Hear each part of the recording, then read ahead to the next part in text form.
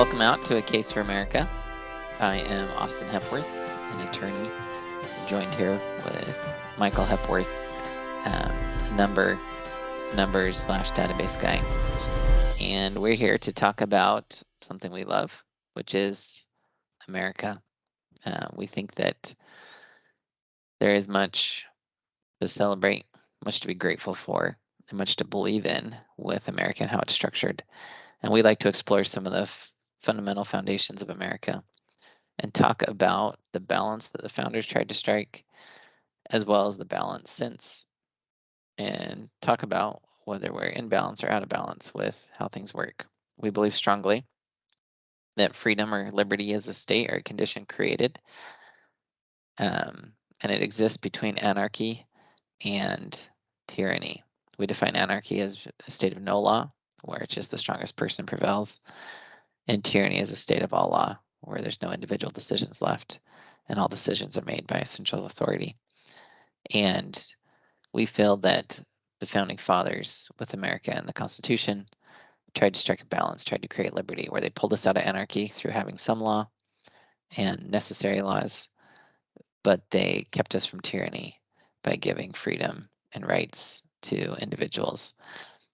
And so in that balance, we believe that America is most prosperous, humans are happiest when that balance is most closely struck, and that there starts to become problems that arise when we get more off balance, whether there's too many laws, too few laws in certain areas. And with the state of progress, with the state of technology, with the state of innovation, societal change, we believe it's always necessary to reevaluate where the proper balance is. But one of the big things with the balance is that we believe strongly that morality is a necessary component. If you want a state without law, meaning some things do exist where the law doesn't regulate it, the law doesn't tell you what to do, then there has to be a moral code that exists, a shared moral code that humans abide by. And so we have responsibility to act in a certain way when the law gives us the freedom to act. And it's not to say we all have to do the same thing, but we have to have a base notion of civility, some basic levels of interaction, and some things that we agree to do or not to do. And so these are some of the things we talk about. And today we are going to explore one of the principles in the First Amendment that's become fairly interesting in the last, I don't know, maybe 2 decades, as the internet has really exploded and much more is done there. But we're looking at the freedom of the press in the US Constitution. The US Constitution talks about there being freedom of the press. The press was specifically granted license to say or do things without government telling them what they could say or do. And this is something that I think we often take for granted, maybe even to the point of trusting a little too much because of the freedom that's existed. But to frame it a little, I think it's helpful to look at Russia and Ukraine. There's a war going on there, I guess, depending on which media source you listen to. According to Russia, it's a military operation, I believe. But looking at Russia and Ukraine, it's interesting to note what both sides are saying about each other. If you look at the press on the conflict or war, to look at what's taking place. And Michael, what are some of the things being said between the two camps, between the US media, Russia media, some of what's taking place there? Yeah, generally speaking, the US has, and this isn't, we're not making an opinion here about what's actually going on, but what you're reading in the US is Russia's at fault here. They're the aggressor. Ukraine hasn't done anything wrong, and they're going in there and they're trying to take land that doesn't belong to them. And Russia has a different story, and they, like you said, they talk about military operation and how Ukraine's actions have made this necessary for them. But the interesting issue is the reporting of the U.S. kind of puts the blame on Russia, and Russia says to the U.S., well, let me back up a little bit. And the U.S. looks to Russia and says, you're not even allowing your people to read what's actually happening. You're suppressing a lot of information that's coming out of Ukraine to try to justify your stance in the war. And Russia actually says the same thing back to the US and says, actually, there's all this information we have regarding Ukraine, and you aren't allowing it to be known in the US. You're doing the same thing you're accusing us of doing.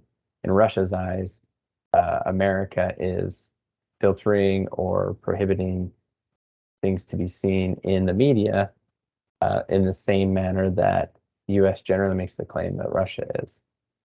And so it's an interesting state of affairs where the US, we have this amendment, First Amendment, that talks about freedom of the press. And we say we believe in that. And then Russia says, no, look at all this stuff that you're not showing. Why aren't you showing it? I thought, you claim to be free press, and yet you seem to be restricting all this information. Yeah, and it's real interesting to look at because there's a number of situations I've seen recently where both sides accuse each other of manipulating the information. And I look at it and I think, how in those situations do we come to understand the truth about what's really happening if both are accusing the other of lying? It could be that just one side's a pure liar. That's certainly a possibility. And the other side's telling the complete truth. It could be that both sides are lying, or it could be that both sides are telling the truth, and maybe both are repressing information and both are reporting the information that's reported is accurate, but maybe there's truth to the fact that certain information is repressed. And certainly, with the conflict, I don't have any way to independently verify what's taking place or not taking place. I'm pretty sure, based on between the two sides, there is a military conflict. There's a war. People are fighting. All the reasons why becomes very hard to pin down. What exactly is going on? Why? What's at stake? What role did NATO have? What role did U.S. have in expansion of NATO? Previous promises made to Russia, a bunch of things. We don't know. And it's not necessarily the place of this podcast to go into that fully. It's more to say the founding fathers knew that an incredible amount of public sentiment and opinion could be swayed through the press. And so it was interesting that their solution to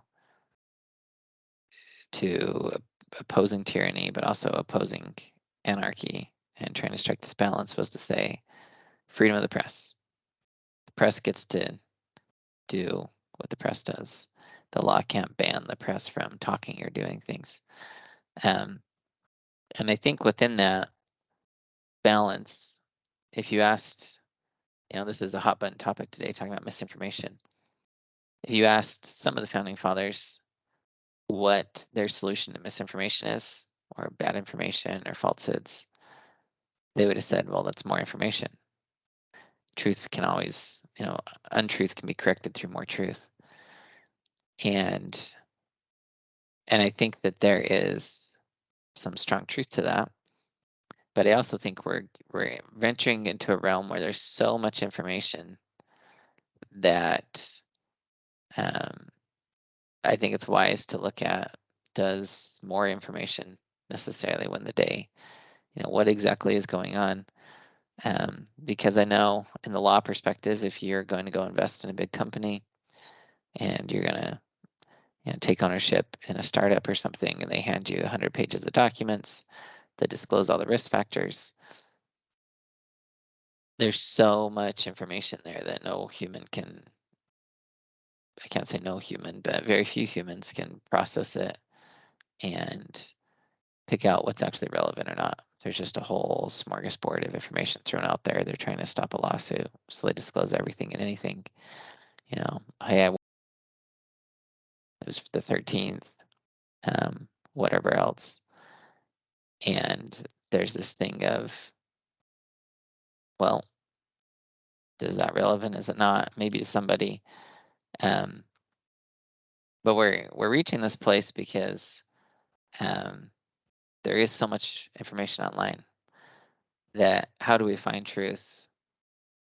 And I think, Michael, you had mentioned, you had asked before, well, what did we do before the internet? What was our search for truth like, and how has the internet changed that? I'm curious if you want to talk about that a little bit more. Yeah, because whenever I look at, excuse me, the situation today, freedom of the press, what they call information, misinformation, like why is it so bad today where so much information is available? So I try to simplify it and I say, well, I don't know, call it 3 decades ago, 1990s, really before the internet really got underway. What did we do to get information? How did we decide what we were reading was right? What did we decide to believe? Was misinformation all over the place and we didn't understand because we didn't have access to a lot of information. And there was a lot of trust in processes to publish information, I think, before the internet, in that if you went to the library and you read a book, for the most part, you thought, well, this has probably gone through a number of peer reviews. Number of people have looked at this and decided this fits with what they know and understand. I can probably take this and utilize it for whatever it's for, such as like a car repair book or something. Yeah, this will probably give me the right information. Or you looked at the news, the evening news that night, and you said, what are they going to report? What are they not going to report? How do I decide whether what they're saying is stretching the truth? Is it more close to what actually happened? I think there's a lot of trust in those processes. And as information has become more readily available via the internet, a lot of that trust has gone away, partially because we can see through a lot of the things that are said, and we can see actually they're manipulating information or not telling us everything. And then partially just because there's so much information. I think if you were to look at some simple process, you wanted to learn about something really simple, and if you went to research it and then you could look at every single aspect of that process, you may not end up getting the information you need. I just need to know how X becomes Y, and you learn about all the different processes that are involved in making whatever X is. You can get so lost in the details that you may never come to know how X becomes Y because there's so much information available. And so part of the issue is we've lost a lot of trust, we've lost a lot of civility, and just the amount of information has increased so much. How do you can look at one thing in so many different ways. Somebody may intend to tell the truth and give a view of something that when you look at it, you're looking at it from different perspectives, so that view seems off to you, and then suddenly you don't trust them anymore. Or somebody may intentionally be trying to, hide something. But it was at the point in the past where we believed a lot of the processes, and we also put in work. I think people put in a lot more work. We would say things like, well, I heard such and such happened, and then we try to get more information, see if we can find more outlets that verified something we had heard, see if we can do some of our own research and see if it matched up with what we knew. And today we're so focused on the instantaneous because information is so readily available that sometimes we just say, hey, I read it once. A lot of people seem to have liked it. This is probably accurate. Yeah, and it's going to the moral question here. On the flip side, we have the question of, does too much information make it impossible to find the truth? But there's the flip side of it, which is, but isn't it easier than ever to find the truth? Because if something comes across my Facebook feed or Twitter feed or whatever, can I quickly type and verify? Just pull up Google, pull up Bing, pull up DuckDuckGo, whatever search engine I want to use. There's quite a few of them. I have options in which ones I choose and which ones I look at. How simple is it for me to verify something and to check? And that's exactly right. And I think sometimes we conflate two issues with truth. Sometimes we look at truth as what is the current state of being for something, such as somebody claims that somebody who plays sports scored this many points in a basketball game, and you say, well, that doesn't sound right, let me go verify. You can probably quickly verify a number of different sources that reported the box score from that game, very quickly come to a conclusion about the state of being of the amount of points that person scored. And then there's hey, does this action by this group or this government positively or negatively impact this other group? And it's a much more complex question. And when you have, hundreds of different people writing about it, thousands of different people writing about it, and sometimes the same number of opinions, then you can say, can you truly find out the state of being? So we have things that are sometimes observable and easy to say, this is what's happening, this is what's not happening. And then sometimes there's things that are in a state of, we can't really observe it. One person can't observe everything. And so you get a lot of information about what's actually happening. How do you sift through that? I think is the question we probably have to get down to. How do we decide when it comes to moral stances? People love to look at cause and effect. Does this cause make this effect? And people generally argue all kinds of different ways. And if we don't believe that people are well intentioned, then and it might be rightly so, then it's hard to believe the report about something causing harm or not causing harm. If we think that more people are not well intentioned than well intentioned, we're going to look at reports and disbelieve them more often than not because we've lost the civility and the trust in society. So, yes, it's easier than ever to find out the truth. And then yet it's also harder than ever to find out the truth because of the number of opinions and the complexity of some of the problems we're trying to tackle. And that's a great point. And I think it boils down though to even maybe a little bit a slightly different issue, which is talk about truth, we talk about misinformation, but it's almost as if we view ourselves as omniscient and that all the truth is out there. And the fact is, as humans, there's still so much complexity to so many situations that, well, what is it? Is it this? Is it not? Um, and I think that very few of us like to admit how little we actually know about our existence. And it's interesting you point out the points scored in a game. If you go verify that, I don't see misinformation claims flying about sports. It seems the media reports on sports. I don't see this thing about, oh, there's so much misinformation about my sports team. People are misreporting scores. Those things are fairly easily verifiable.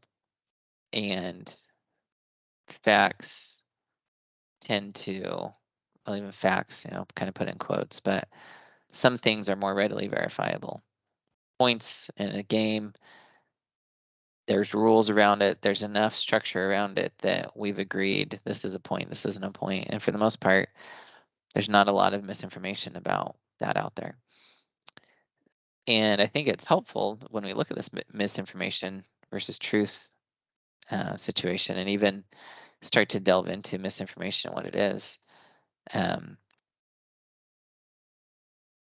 Really, misinformation may be a code name for someone who has a different opinion than me. And because what we're delving into is we're trying to stake a claim to say we actually have truth in an area where people disagree with us, and so they're putting out additional or other information, different narrative, and we start to say it's misinformation. And this is where the press, the freedom of the press, becomes a very interesting thing in the pursuit of truth. If we come out and say the COVID vaccine is good, or we say the COVID vaccine is bad, is it proper for the law for a human to view that as a factual statement? Can we know if the COVID vaccine is good or bad? Good, bad, those are moral judgments. If we can say a sports team is good, you can get online and see all kinds of people that disagree, intense disagreement about whether a team's good or bad. Those are moral judgments. Those are statements about a state of being that can only be understood in comparing it to something else, in relation to something else, where when we say something's good, you can only know good if you've known bad. It's a comparative type understanding and experience that we're gaining. And so, water may be good for me today, but there's probably someone that drank water and had a bad effect. And COVID vaccine may have been good for someone and bad for someone else. And so when we talk about the vaccine, And even things like harm, if it says, oh, it will do this to you, is it reasonable for any human to say, oh, the vaccine will do that to everyone? And so even if someone states that, oh, the vaccine will do this to everybody, as a listener, as a hearer, am I justified in believing that and going, oh, this is what it does to every single person that takes it?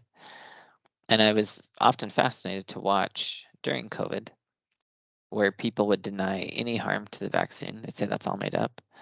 Or people would believe that the vaccination harms every single person that takes it.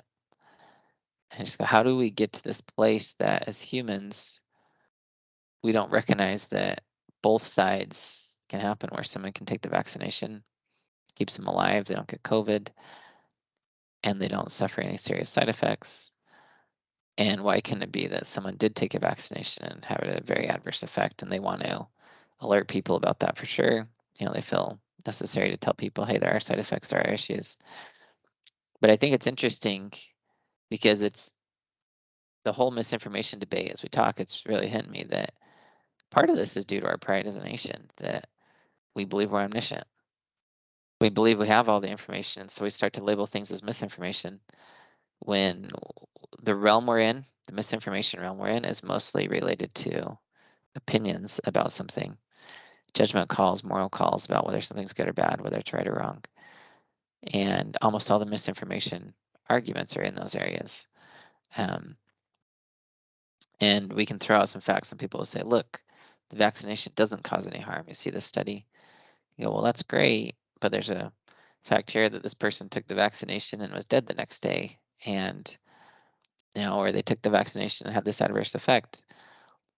And we've accepted as a society that a drug can work for 98% of people and not for 2%. We still don't know why. We're not omniscient enough to know why drugs work sometimes, not for others. We haven't identified all the complexities associated with whether there's a side effect or not. But we've come to this place as a society that we know that everything's an absolute, that it's going to be this way for everyone all the time. And for some reason, we're desperately trying to hold on to this faith that science knows and science can tell us. And despite all the previous incorrect statements science has made, we've reached the pinnacle today, and there'll never be another incorrect statement. And I think that notion is very important for us to recognize as a flaw in us as humans, that we can't operate into those presumptions. We have to take moral responsibility to recognize opinions versus what can be factually verified. And that's a really great point, because you said, most of these things we're talking about, misinformation, are relative judgments, right? Relatively speaking, good or bad. And we like to take the responsibility of that decision off of us and foist it onto someone else. So if we find enough scientists that say this is good, well, then me agreeing with them isn't putting any of the responsibility of the problems on me. It's on somebody else who figured it out, and I'm going to let them take the responsibility for the bad decision instead of myself. And I think it's probably because too often we focus on the cause and effect instead of focusing on the principle. We say, if I do this, they talk about, opportunity cost and collateral damage, and do enough people benefit that it's worth it to hurt a certain number of people, instead of just talking about what the principle is and what we're trying to accomplish. We say, if the effect is good, then almost any cause is justified, kind of what we think. So if we can prove out that the end result of whatever we're trying to do is good, and again, this is good relatively speaking, right? Everybody kind of has a different definition of good. So relatively speaking, if we can somehow prove that this is good, then whatever we're going to do is justified. But the problem is, as you said, that good is dependent on what we believe morally. So instead of talking about the cause and effect, we should probably be talking about what the principle is. What is the principle someone else is trying to promote versus what is the principle we believe in? And then we can discuss how our principles interact and which one we would wish to pursue, rather than arguing about misinformation over things that are usually so complex. How can we know without decades of study. Yeah. And it's one where, so one of the things that's happening is there's been a fairly large push where people want social media or the government to control misinformation. And something we've seen even with the freedom of the press that's been real interesting is, so Twitter gets bought out by Elon Musk. Elon Musk goes in, or whoever with him, probably not him individually, but they go and find things that say the White House has been asking them to suppress information, to take things down. And then in looking into it, it appears that Facebook has done that too. Now, again, is that misinformation itself? Is it bad facts? Some people may argue that. But looking at it, it appears there was at least communication from the White House on some of these things. And then it gets into this kind of deeper freedom of the press issue of, should the government be talking to the press at all about what it reports? I know that the government said for a long time, hey, don't report troop positions, please, because you're going to put people's lives in danger during war. And, war is this real interesting thing. Now, if the press reports, hey, the troops are at this location, satellites, everything else, does the other country not know that? I don't know. Maybe they don't have the technology. But it would seem strange to me that they'd be relying on the American press for things. But, to what extent should the government be able to reach out and say, hey, we think this is bad information? And to my understanding of the Twitter, Facebook things with the White House was reaching out saying, hey, we feel this is misinformation. We would like you to take it down. And that gets into this realm of what happens when the government starts playing with the information we get. If they have the power to say, we're not going to release that opinion, we're not going to release that point of view, what happens? And I think the founders would be quite appalled by that. And but on the flip side, we also say, well, the platform itself has freedom to restrict whatever it wants. It's not a government entity. It's not governed by the First Amendment. It has freedom of the press. I think most people would argue that Facebook and Twitter are the press, even though, interestingly, they don't make their own content. And they're an aggregator of millions of individual opinions, and they're more a platform to relay that information, but they're not. I'm sure Facebook has a post or Twitter has a post. I'm sure they make a little bit of content, but just meaning the vast majority of what they're publishing, in quotes, is user generated. And so then we say, oh, well, they have the freedom to suppress what they want, do what they want. They're their own individual thing.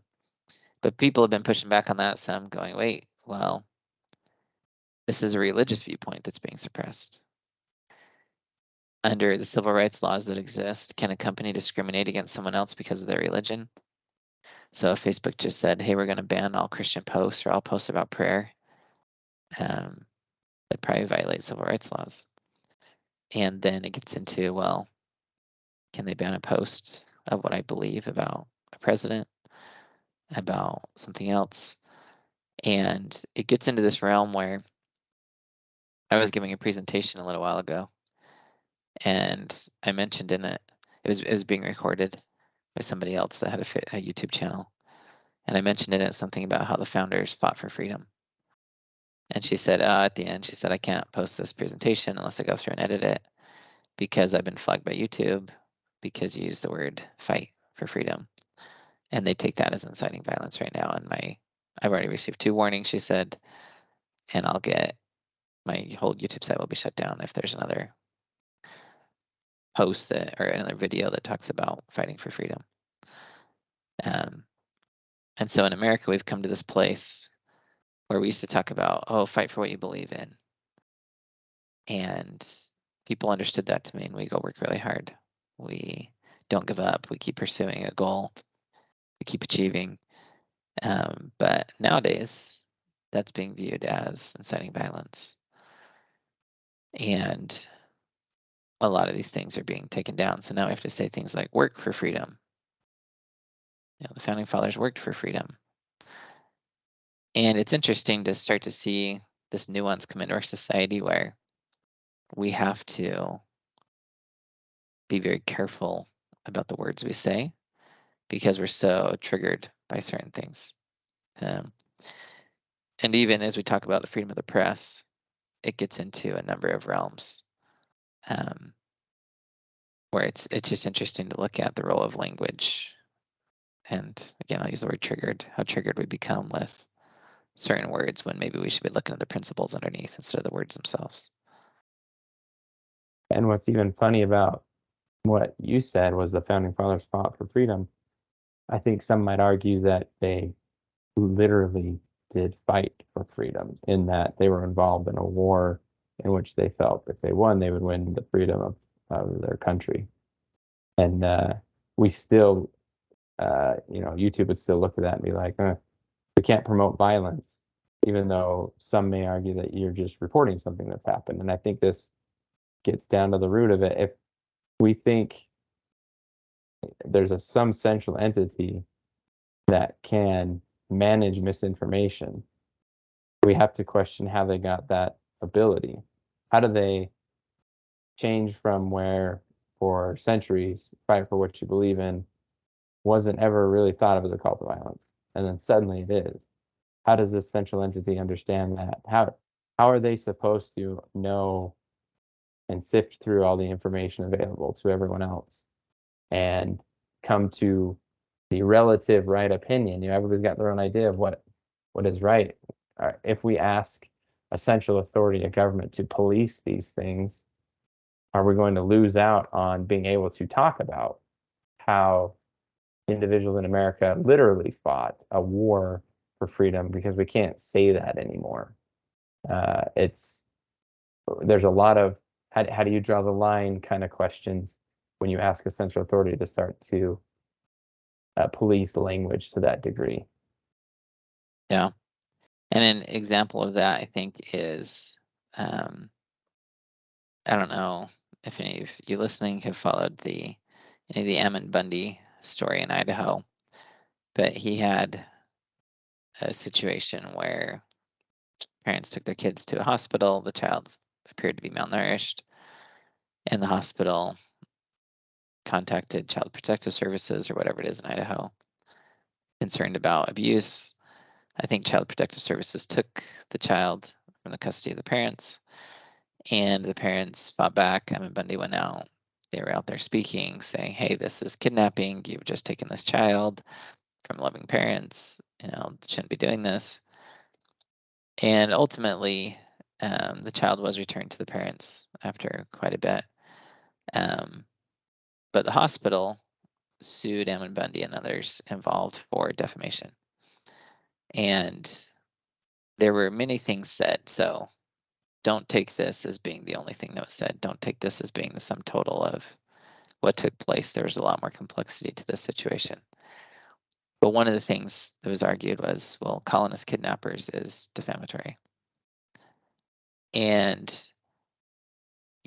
granted, kidnapping is a crime. And so if I go out, the traditional thing about defamation is I've accused someone of a crime. And so if I say, hey, you're a burglar, or you embezzle funds, or you're a rapist, or something like that, I'm saying a word that has a criminal connotation to it. And defamation law lets you generally recover when someone accuses you of being a criminal and you're not. But it goes to this point of, we'll look a little bit deeper. The state literally just took a child from parents. Now, whether or not that was justified, whether or not there were laws for it, whether or not the process was followed, we're still in a state of existence where parents can have children taken from them, and by force, without their consent. And so someone calls that kidnapping, and someone calls that lawful use of force. Is that something that we'll ever agree on as a society about that definition? Or are we going to play this out consistently of there being differing opinions, there being differing feelings about that? And should that be the basis for defamation? What should defamation mean? Because you could certainly I do agree there are some things you can say that are truly defamatory, and it's just, it is bad and it's wrong, and you destroy someone by saying absolute falsehoods about them. But if Ammon Bundy and his camp had said, we believe they're kidnappers, we believe they're this, in our opinion, they're this, then if they had prefaced it with those few words, would it be defamatory or not? And that's where I think I struggle more of saying, do we really want to create a society where we have to be so nuanced about every word we say? We have to preface everything with I believe or in my opinion. And is that where we're at? Because have we lost the ability as humans to recognize that what rhetoric is, what opinions are, what people say and do and allege, and do we have no moral obligation to go check into these things and look? Or is it solely that the speaker has all moral obligation to say things perfectly, to never misrepresent anything, to never lead someone astray? Because even then, we can't know. As a speaker, we can't know what everyone thinks. We can't know their life experience. We don't know how they interpret things. And I fear that we're throwing the balance off with the freedom of the press by becoming so nitpicky about words and so nitpicky about being politically correct in how we say things. It's, we say all kinds of stuff. And do we want to live in a world where we just have to say it perfectly? Or is that breaking down the very freedoms that were meant to exist in the first place? Which is a really great question I think we should ask, because it's some of this probably stems from the desire to, again, outsource responsibility. We like to say we should clamp down on misinformation because people will make poor decisions or bad decisions with that information. And we shift the responsibility of the poor actions taken from the individual to somebody who may or may have not put out poor information. We say, well, it's not their fault, they had bad information. And to your point, maybe we should probably be taking a step back and saying, wait a minute, people still choose what they're going to choose. And not only is it your choice to act, but it's your choice to accept whatever information you see as true or not true and to take actions accordingly. And instead of saying, well, somebody said something bad, so let's go after the person that said something bad instead of the people that made all the really poor decisions based on that. I think we really like to outsource responsibility from the actors to somebody else who may have said something.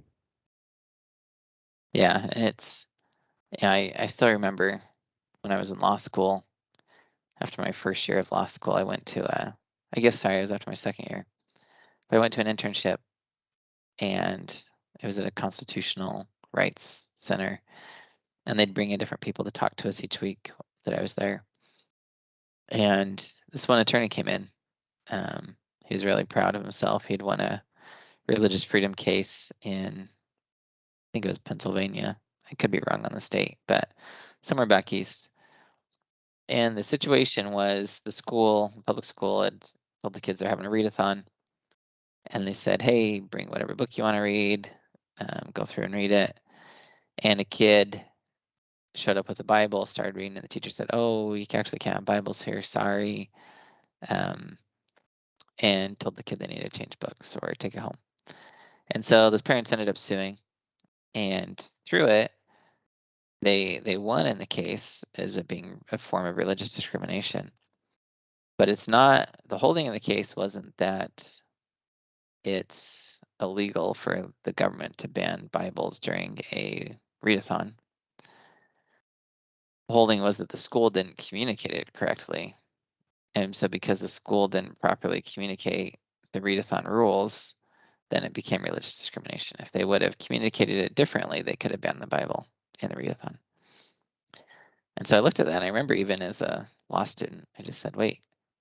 I raised my hand and said to the attorney, I said, I feel like all you've done, I don't feel like you've preserved religious freedom. I said, I think all you've done is made it so schools feel that before they put out any announcement, they have to talk to an attorney so they say things just right.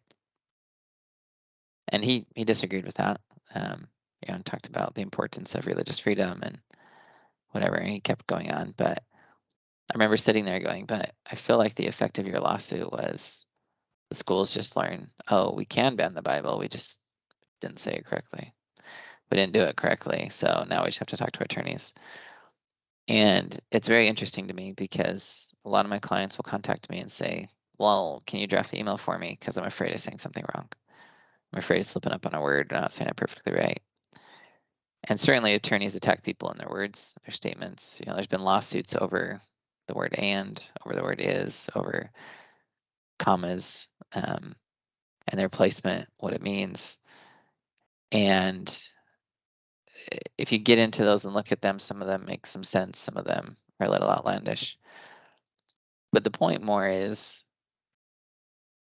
we have to understand what we're doing to ourselves as a society. If we hold people so fast to words and never look a little bit further back, take a step back and look at principles, and never take any responsibility on ourselves to look at things, to verify, to research, look stuff up, we're losing the freedom of the press by our own actions.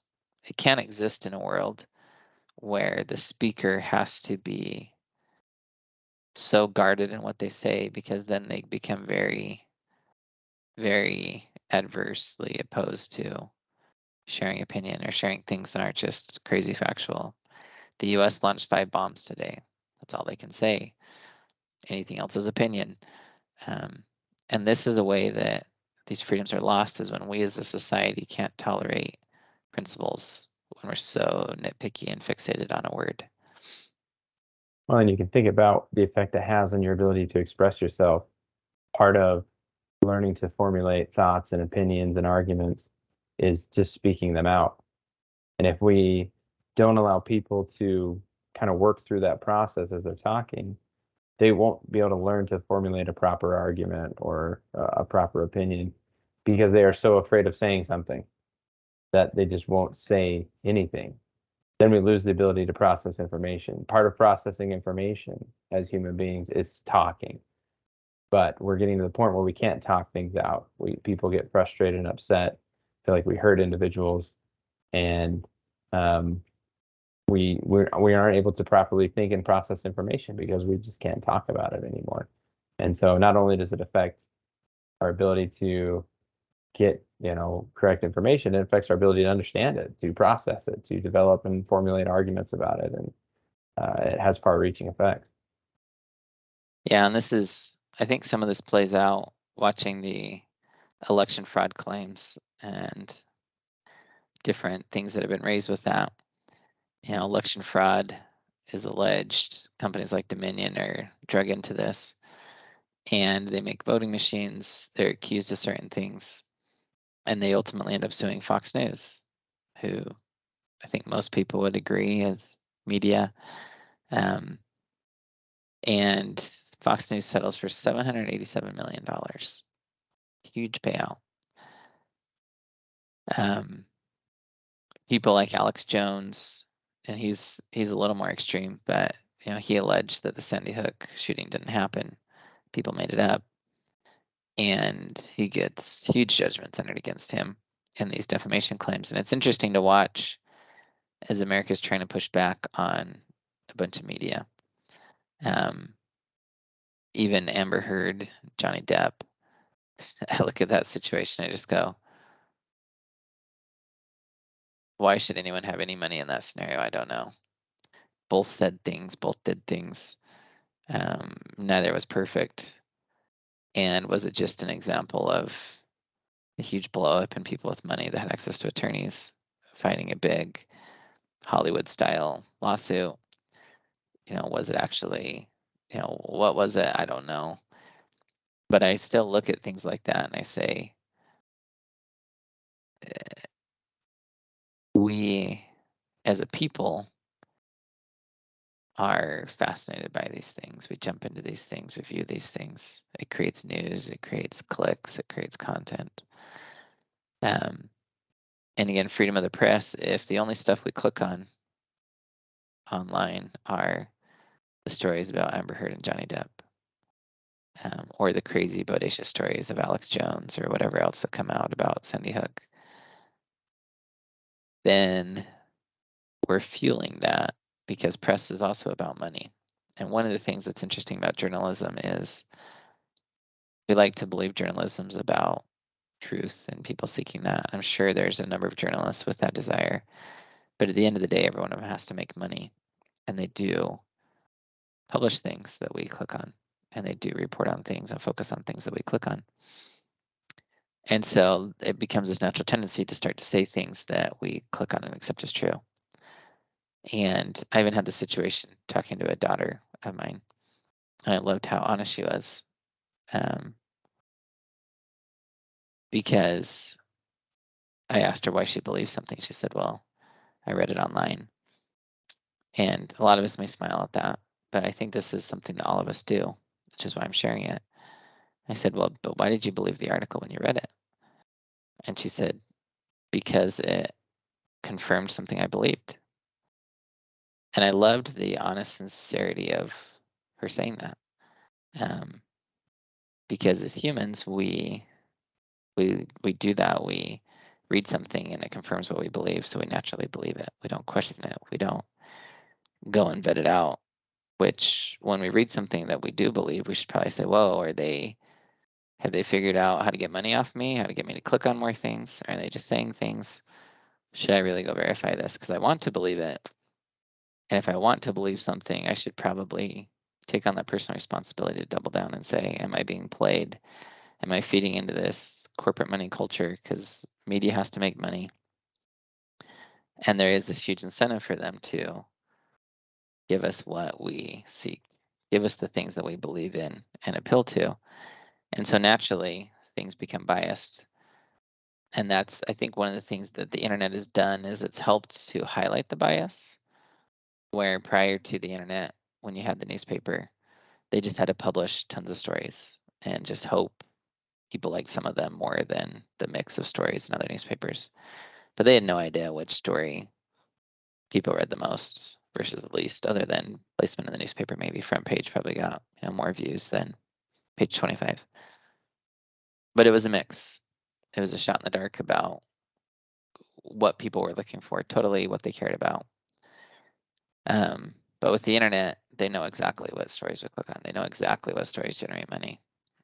And then if we're solely reliant on the speaker, on the media for truth, we have to realize then that we need to click on competing articles, competing thoughts, competing things to continue to fuel that business that promotes providing that content. We have that responsibility. And I think that if we fulfill our responsibility, look at things and vet things out, we promote and encourage freedom by clicking on other newspapers, by clicking on other headlines that oppose, to start to say, am I just feeding myself what I believe in?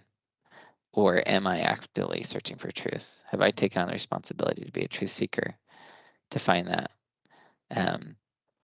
But in that, a lot of people push for laws or for Facebook or Twitter or others to self-regulate and censor misinformation.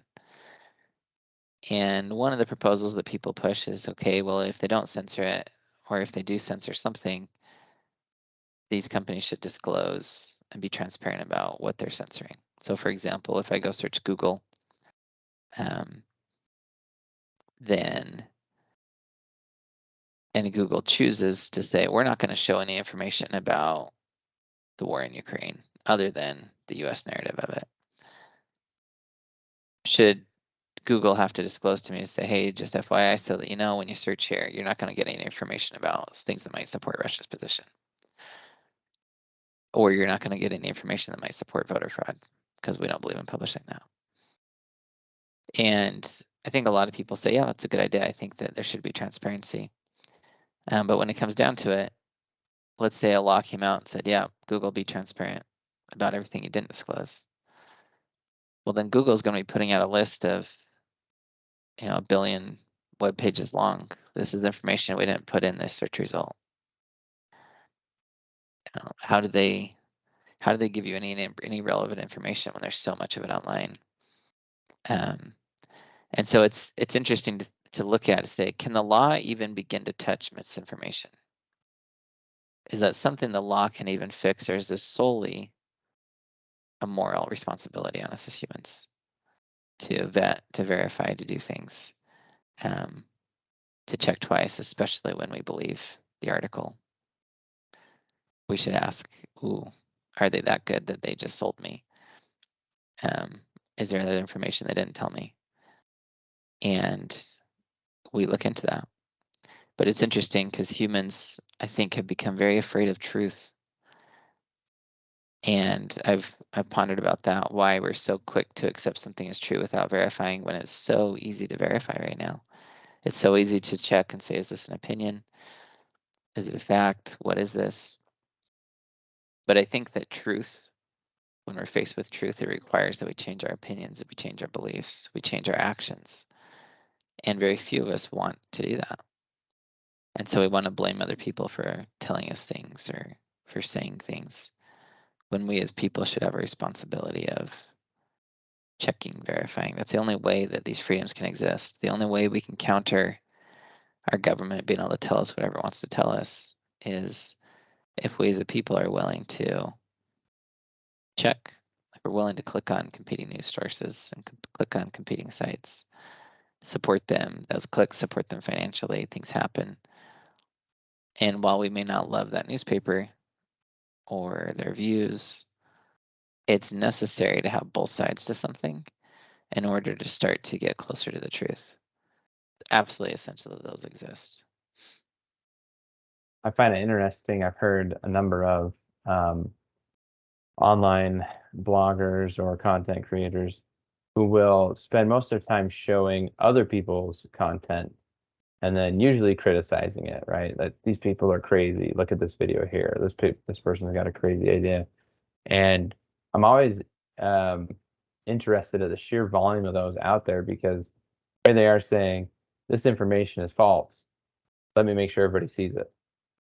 And it makes me wonder about our ability to, you talk about how do you regulate misinformation when that's what's getting a lot of the clicks, right? That's what's generating a lot of the revenue.